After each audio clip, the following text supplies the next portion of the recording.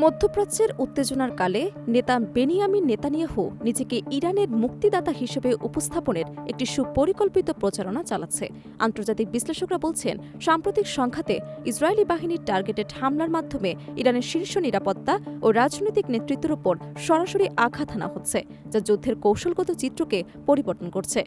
তবে প্রশ্ন থেকে যায়, এই রাজনৈতিক ন্যারেটিভ কতটা বাস্তব এবং কতটা কার্যকর হতে পারে।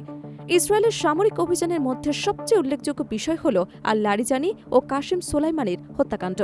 তেল আবিব দাবি করছে, এসব হামলা শুধুই প্রতিশোধমূলক নয়, বরং ইরানের ক্ষমতার কেন্দ্রকে ভেঙে দেওয়ার একটি সুসংগঠিত কৌশলগত পরিকল্পনার অংশ। বিশেষ করে যুদ্ধের প্রথম ধাপে শীর্ষ নেতৃত্বে আঘাত হানার পর এসব ঘটনাকে ধারাবাহিক কৌশলগত অগ্রগতি হিসেবে তুলে ধরা হচ্ছে। তিনি শুধু সামরিক পদক্ষেপেই থেমে নেই। নেতানিয়াহুর কৌশল, তথ্যযুদ্ধ এবং ন্যারেটিভ ব্যাটলে তিনি সক্রিয় ভূমিকা পালন করছেন। লারিজানিকে গ্যাংস্টার বস হিসেবে আখ্যায়িত করা হলেও সোলাইমানিকে তুলে ধরা হচ্ছে দমন পীড়নের প্রতীক হিসেবে। লক্ষ্য হল ইরানের সাধারণ জনগণের সঙ্গে আবেগীয় সংযোগ তৈরি করা, যেন তারা বিশ্বাস করে যে ইসরায়েল তাদের শত্রু নয়, বরং বর্তমান শাসন ব্যবস্থার বিরুদ্ধে তাদের পক্ষ দাঁড়িয়েছে। বর্তমান পরিস্থিতিতে ইসরায়েল মূলত সোলাইমানির কর্মকাণ্ড ও প্রতিক্রিয়াকে কেন্দ্র করে প্রচারণা চালাচ্ছে। নেতানিয়াহু চাইছেন সাধারণ ইরানি জনগণকে বোঝাতে যে তিনি দেশের শত্রু নন, বরং তাদের মুক্তির স্বার্থে কাজ করছেন।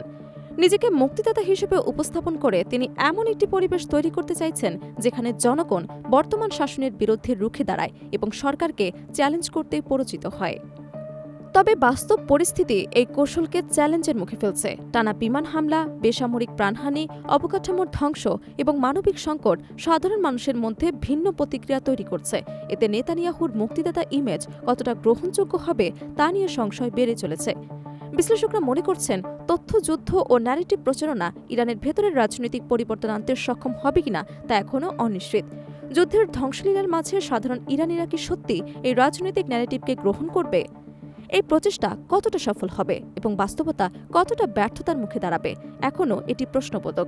তবে স্পষ্ট একটি বিষয়, যুদ্ধের অব্যাহত ধ্বংসলীলা এবং তাজা ক্ষয়ক্ষতি নেতানিয়াহুর নির্মিত ইমেজ গঠনের পথে বড় প্রতিবন্ধকতা সৃষ্টি করতে পারে।